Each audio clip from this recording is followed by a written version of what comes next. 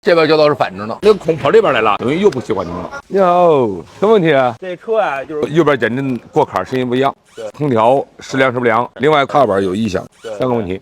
行，咱们上车我给你试一圈，这个吧？对，按说底下弯臂跟直臂我以前都换过，胶套什么的，跟咱俩都没关系。哦。这显示你要查也容易查懵，他得告诉你减震器。对，哎，我跟那哪儿也是告诉我说可能是减震芯儿说不行了。这个简单，连拆带装，估计有半小时就完事儿，这不快，最多1小时。这车你换的弯比不太对，过坎现在当当的升墩，升墩是不是应该是右边啊？不是整体？不是整体，你那个弯臂上呢胶套不太对，该起缓冲的时候它没起缓冲。哦，空调是一点也不凉吗？要是不凉的话，吹自然风，自然风一股馊抹布味儿就出来了。查过这个空调吗？没查过。哦，明白。行，下吧。好嘞，结束了。张百碧，你看下车哪儿也没动吧，就直接奔着他就来了吧？为什么我跟车上说了，我说半小时就完事儿，就他交减震器半小时肯定完不了事儿，减震器花的就多了。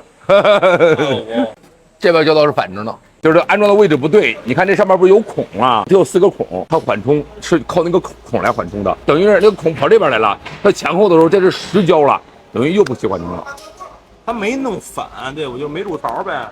就是反着呢，位置反着呢。对，踏板开的时候当一声，把那缓冲胶加2个。空调要试出来之后，我再跟你沟通哪的事儿。肯定能试出来，您放心，天天出现这情况。收了，行，那你走吧。我先走 OK，这个响声啊，就是这个上臂响的啊，更换上臂就可以解决问题了。胶套的位置装反了啊！有的时候啊，你换还不如不换，施工一定要严谨，重新压出来，再重新压进去，装回去，这个问题就能解决。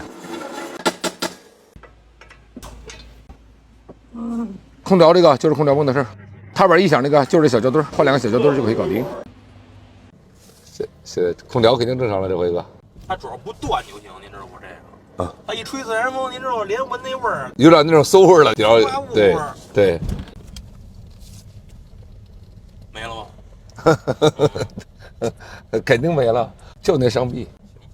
起火，过坎没事了。这车已经修完了啊，带着方向当当当当响那个就是右边的上臂，过坎当当硬那个就是那个胶套啊位置装的不对，空调不良那个是空调泵的问题，踏板这个完美解决问题，这个啊就是小胶墩的问题，4个问题一搞定，专修路虎专治路虎的呀，各种你在哪着？